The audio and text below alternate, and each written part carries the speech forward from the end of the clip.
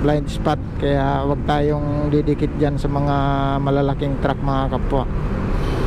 Kahit na anong traffic talaga, ingatan mo lang talaga yung mga malalaking sasakyan na yan.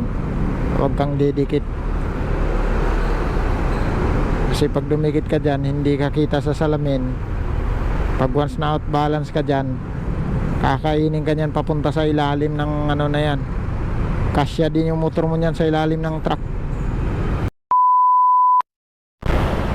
Opya. Punong-puno yung Osmeña Highway mga kapwa. Grabe. Oh.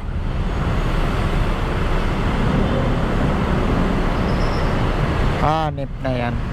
Dito tayo malilate. Sigurado na to.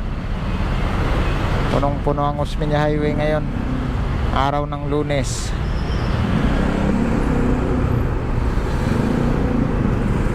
Hirap tayo makasingit dito mga kapwa.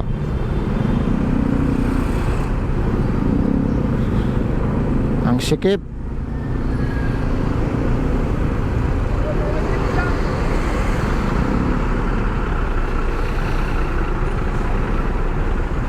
Siksikan mga kapwa.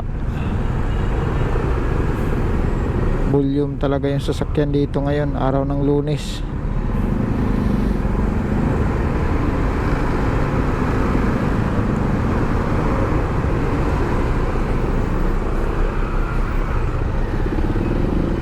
Grabe.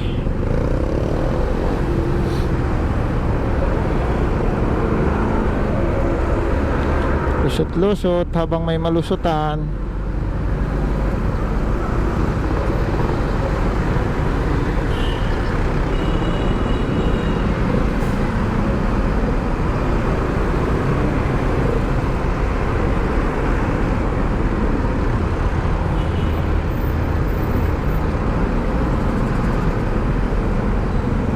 Basta wag lang tayo dun sa mga malalaking truck, kasi mga ano yun, blind spot, kaya wag tayong didikit dyan sa mga malalaking truck mga kapwa.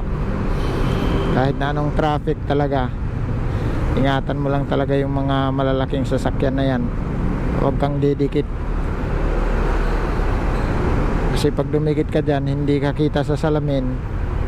Pag once na out balance ka dyan, kakainin ka nyan papunta sa ilalim ng ano na yan.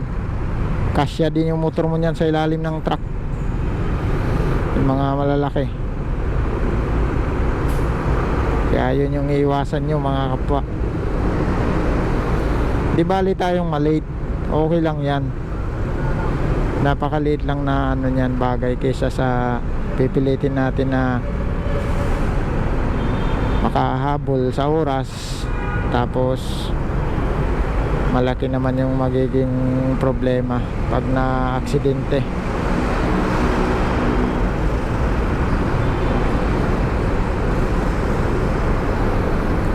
Kakalusot din tayo dito mga kapwa. Dandahan lang.